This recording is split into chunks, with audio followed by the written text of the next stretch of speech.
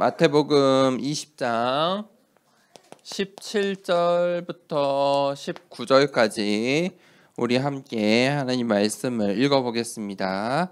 예수께서 예루살렘으로 올라가려고 하실 때에 12 제자를 따로 데리고 길에서 이르시되 보라 우리가 예루살렘으로 올라가노니 인자가 대제사장과 서기관들에게 넘겨지매 그들이 죽이기로 결의하고 이방인들에게 넘겨주어 그를 조롱하며 채찍질하며 십자가에 못 박게 할 것이나 제3일에 살아나리라. 아멘. 우리 렘넌트들이 오늘 서론에 세 가지를 반드시 알고 있어야 돼요. 세 가지의 이유를 잘 알고 있어야 되는데, 첫 번째는 성경에 이스라엘 민족들이 노예가 되고 포로가 되고 속국이 된 이야기가 이 구약 성경에 기록되어 있어요. 그런데 이게 문제 같고 하나님께서 선택하신 백성인 이스라엘의 현실인데, 이 시대마다 노예가 되고 포로가 되고 속국이 된 이유를 깨달은 렘넌트들을 통해서 하나님께서 한 시대를 살리셨어요. 왜 노예가 되고 왜 포로가 되고 왜 속국이 됐을까요? 그 시대마다 하나님께서 주신 언약을 놓쳤기 때문이에요. 언약을 놓치면 어떻게 될까요? 문제가 와요. 하나님께서 언약을 붙잡도록 노예로 포로로 속국이 되게 하세요. 왜 그럴까요? 노예가 되는 것보다 포로가 되는 것보다 속국이 되는 것보다 그것을 되어서라도 언약을 회복해야 돼요. 그것이 중요하기 때문이에요. 우리 렘넌트들이 아주 가끔 엄마 아빠에게 또 학교에서 선생님들이 혼을 낼 때가 있죠. 그런데 왜 혼을 낼까요? 미워서 그럴까요? 아니죠. 무언가의 규칙을 어겼기 때문이죠. 규칙을 어겼기 때문에 선생님이 벌을 주고 엄마 아빠가 이렇게 해, 이렇게 하지 마, 이렇게 말하는 거지요. 그게 하나님의 마음이에요. 하나님께서 그러한 마음으로 언약을 붙잡으라고 말해요. 그래서 이스라엘 백성들이 신약 성경에 보니까 나그네가 되어버리고 이제는 어떻게 됐냐? 전부 핍박과 환난으로 흩어졌어요. 함께 모여서 예배드리면 좋은데 하나님께서 흩으세요. 그런데 그 이유를 붙잡은 렘넌트를 통해서 하나님께서 뭐 하셨어요? 237 나라를 살릴, 강대국을 살릴 로마 복음화의 축복을 주신 거예요. 그 이유를 모르면요, 왜 우리는 또 흩어져야 되지? 나그네 인생에 쓰러지고 넘어져요. 불신앙해요. 그런데 언약을 붙잡은 사람은 어떻게 돼요? 그 시대를, 한 시대를 살리는 응답을 받게 돼요. 그게 누구일까요? 그 시대마다 그 응답을 받은 사람이 바로 렘넌트예요. 누가 렘넌트예요? 구약 성경의 7명의 렘넌트처럼 내가 오늘 렘넌트예요. 렘넌트는 영어죠. 영어의 이 렘넌트의 뜻은 두 가지가 있어요. 첫 번째 뜻은 버려진 자. 그래서 쓰레기라는 단어로도 사용을 한대요. 버려진 자. 그런데 이거보다 더 중요한 뜻이 있어요. 렘넌트의 가장 중요한 뜻은 바로 남은 자예요. 하나님께서 나를 렘넌트로 불러주셨어요. 무슨 말입니까? 버려질 수밖에 없는 사람인데, 우리는 하나님을 몰라서 운명, 저주 속에 살 수밖에 없는 버려진 자인데 어떻게 됐어요?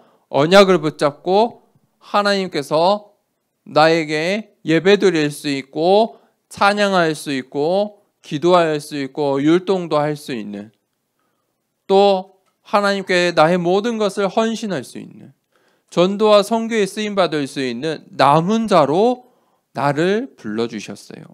그래서 누가 렘넌트예요? 내가 렘넌트예요. 렘넌트가 뭘까요? 우리 렘넌트들 산 같은데 길거리 가다가 이렇게 잘라진 나무 본 적 있어요? 거기에 이렇게 동글동글동글동글하게 나무에 이 나이가 써져 있죠. 그런데 여기에 새싹이 나요. 이 뿌리가 살아 있으면요, 새싹이 나요. 뿌리가 복음이에요. 하나님께서 우리에게 주신 예수 그리스도의 복음. 그 복음만 있으면 어떤 구루터기라도 다 살아나게 되어 있어요. 문제가 되지 않아요. 우리 렘넌트들이 나의 한계, 교회의 한계를 넘어서서 이제 이곳에서 새 순의 이 렘넌트의 응답을 받게 돼요. 내가 누구라고요? 내가 그 렘넌트예요. 하나님께서 나를 선택하시고 뭘로 불러주셨어요? 나를 렘넌트로. 자, 봅시다. 예수님께서 오늘 말씀에 이것을 설명하시려고 포도원 품꾼의 비유를 하셨어요. 포도원의 주인이 일할 사람들을 불렀어요. 내가 한 데나리온을 줄게. 오늘 우리 과수원에 포도원에 와서 일할 사람들을 찾고 불렀어요. 어떤 사람은 3시에, 어떤 사람은 6시에, 어떤 사람은 9시에, 어떤 사람은 10시에, 사람들이 각각 다 다른 시간에 왔어요. 그런데 가장 일찍 온 사람이 보니까 나는 아침 일찍부터 와서 일을 하는데 저 사람은 조금만 일하는 거예요. 그런데 주인이 전부 다 똑같이 한 데나리온을 줬어요. 그러니까 가장 일찍 온 이 품꾼이 말한 거예요. 아니, 나는 아침 일찍부터 왔고 저 사람은 1시간밖에 일하지 않았는데 왜 똑같이 줍니까? 그때 주인이 이렇게 말해요. 내가 너를 부를 때에도 한 데나리온, 저 사람을 부를 때에도 한 데나리온 주기로 했다. 주는 것은 주인의 마음이다. 내 뜻이다. 이게 도대체 무슨 비유일까요? 바로 구원에 대한 비유예요. 우리의 노력과 열심으로는 절대 구원받을 수 없어요. 그런데 많은 사람들이, 심지어 많은 교회들이 뭐라고 말하냐? 열심히 하래요. 구원받기 위해 열심히 하래요. 노력하래요. 헌신하래요. 헌금하래요. 심지어 어떤 교회는 구원 받았는데 너가 받은 구원 취소될 수 있으니까 신앙생활 똑바로 해. 이렇게도 말해요. 구원은 누구에게 달려 있어요? 우리의 주인 대신 하나님의 뜻. 우리가 열심히 한다고, 우리가 열심히 안 한다고 그것과 아무 상관이 없어요. 구원의 비밀은 무엇일까요? 구원의 비밀은요, 우리 렘넌트들 반드시 기억하세요. 오직이에요. 구원의 비밀은 오직 뭘까요? 예수 그리스도예요. 그거 말고는 구원을 설명할 수도 없고요. 구원의 길도 없어요. 다른 길도 없어요. 하나님께서 나를 그렇게 구원해 주시고 나를 뭘로 불러주셨어요? 렘넌트로. 그래서 예수님께서 그때 이렇게 말씀하세요. 16절에 나중된 자가 먼저 될 수도 있고 먼저 된 자가 나중될 수도 있는 것이다. 그러면서 예수님께서 이 말씀을 하시고 바로 예수님께서 가장 중요한 말씀을 하셨어요.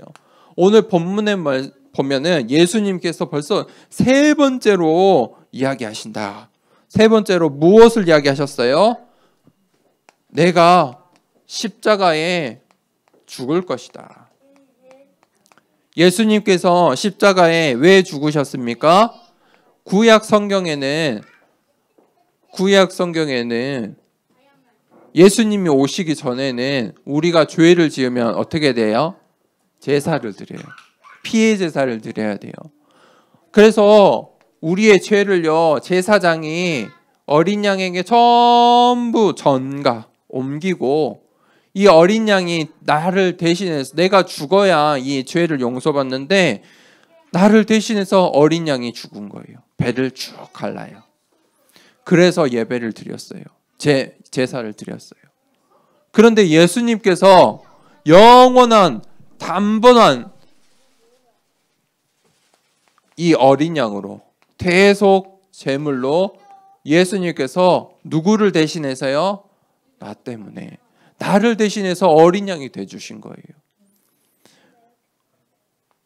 그뿐만 아니에요.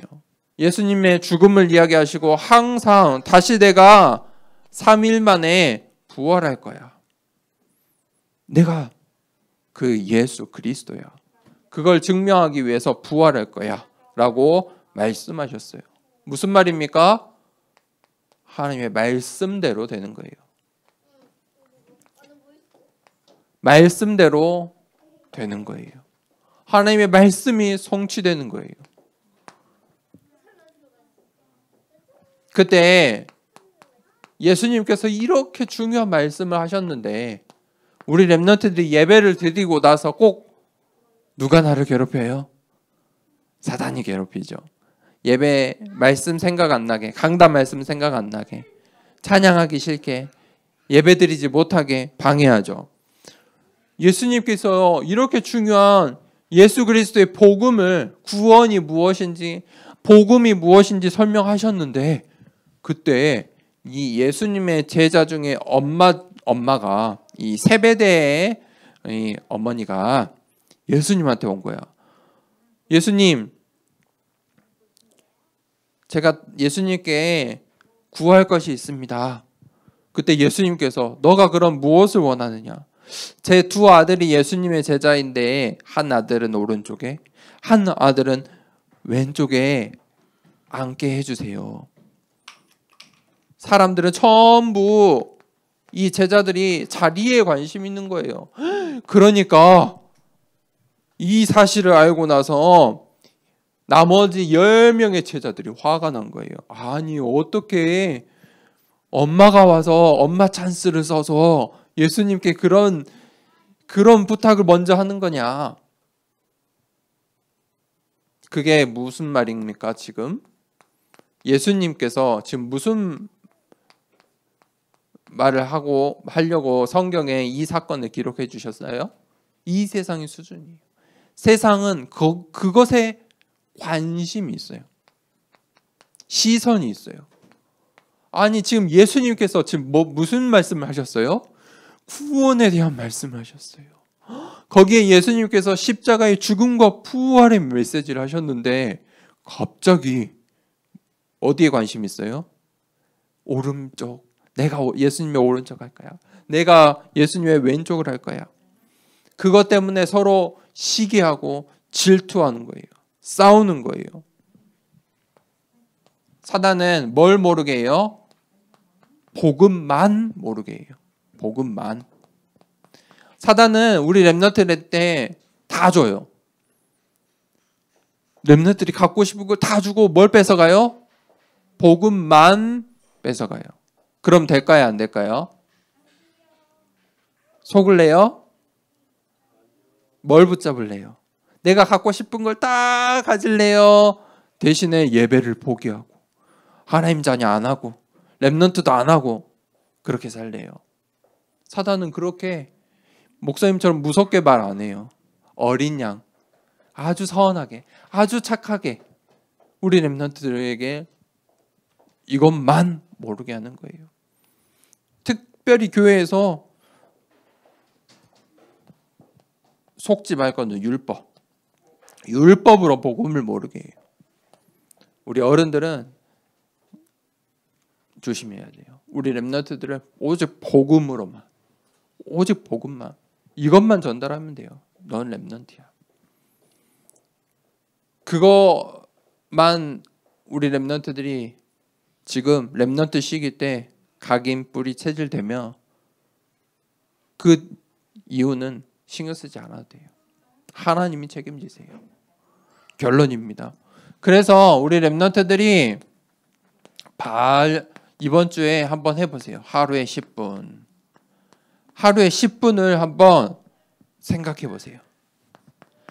우리 렘넌트들이 학교에서 생각하고 마음 먹는 것, 지금 내가 생각하고 마음 먹는 것, 그것들이 전부 나의 뇌의 각인데요. 학교를 다니고 친구들을 만나고 어떤 사람을 만났는지 전부 그것들이 내 생각과 마음에 영향을 미치고요. 뇌의 각인이 돼요. 그런데 우리 렘넌트들이 하나님의 말씀을 듣고 말씀을 생각하고 기도를 마음에 담으면요. 그것이 반드시 영혼에 각인돼요. 눈에 보이지 않잖아요. 영혼에 각인된 건 눈에 보이지 않아요. 그런데 반드시 각인돼요.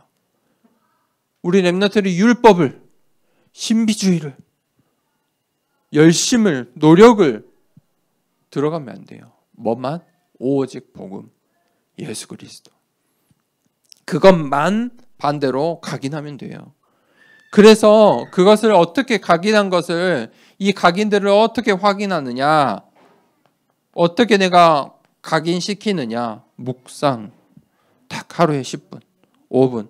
집에서 10분, 5분 우리 자녀들과 렘넌트들과 또 우리 렘넌트들이 스스로 10분만 앉아서 다른 거 하지 말고 내 자리 정리하고 기도 수첩을 하고 하나님 말씀을 생각해보고 강단 말씀을 생각해보고 10분만 하나님의 찬양을 듣고 율동을 해보고 한번 해보세요. 그러면요, 내 생각과 마음, 뇌와 영혼에 잘못 각인된 것들이 전부 바뀌게 되어 있어요. 그것을 혼자 하면 힘들잖아요. 그래서 같이 하는 걸 보고 포럼이라고 해요. 내가 묵상한 것을 나누는 게 포럼이에요. 그러면 어떤 일이 일어납니까? 반드시 우리 렘넌트들이 하나님을 바라볼 때, 하나님 바라볼 때 어렵잖아요. 우리 어른들도 어려워요. 그렇죠? 하나님 눈에 보이지 않기 때문에 어려워요. 그래서 하나님이 주신 게 있는 것 같아요. 제가 이번 주에 생각해 봤어요. 하나님께서 그러려고 우리에게 주신 게 하늘이다. 땅은 너무 잘 보이잖아요. 땅에 떨어진 동전도 보이잖아요. 그렇죠? 땅에 떨어진 다른 친구들이 버린 재밌는 것들 막 눈에 다 보이잖아요. 근데 하늘 본 적 있어요? 이렇게 하늘? 하늘은 잘 안 보죠. 근데 하늘을 보면은 뭐가 보여요? 끝이 없어요. 하늘의 끝이 보이는 렘넌트들이 있어요? 없어요. 하늘을 보세요. 하나님, 이게 잘 안 될 때 그냥 하늘을 바라보세요. 아, 하나님이 만드신 이 세상, 그 속에 나, 하나님 만드신 나, 오늘 하나님께서 내게 주시는 말씀, 나는 렘넌트야. 그때 그런 생각만 해도, 말씀을 생각만 해도 보호자의 축복이 임해요. 하늘보다 더 큰 거예요. 눈에 보이는 하늘보다 더 큰 시공간을 초월하는 응답이 하나님께서 응답으로 우리와 함께 하세요. 오늘 예수님이 가르치신 이 복음의 말씀, 메시지였어요. 한 주간 동안에 뭘 기억하라고요? 내가 누구인지, 렘넌트. 하나님께서 나에게 주신 것, 복음. 그 사실을 기억하고 하루에 10분 도전하는 멋진 우리 렘넌트의 여정 되길 기도합니다. 우리 말씀을 붙잡고 이 시간에 393 기도문 같이 하겠습니다. 이 기도하는 시간에 우리 렘넌트들의 뇌와 영혼 또 보좌에 각인될 줄 믿습니다. 우리 393 기도문 우리 함께 따라서 기도하겠습니다. 성삼위 하나님이 나의 주인 되심을 고백합니다. 성부, 성자, 성령의 하나님, 지금 이 시간 영력, 지력, 체력, 경제력, 인력으로 내 안에 충만하게 하옵소서.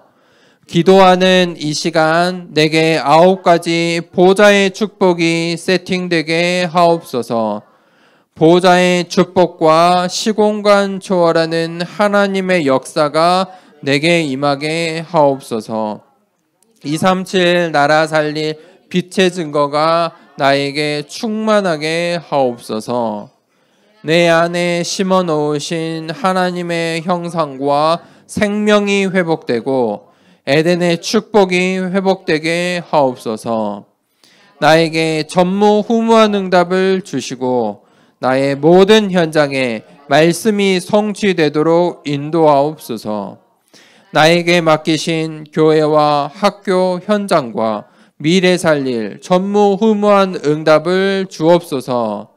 예수 그리스도 이름으로 기도합니다. 아멘. 우리 주기도문으로 1분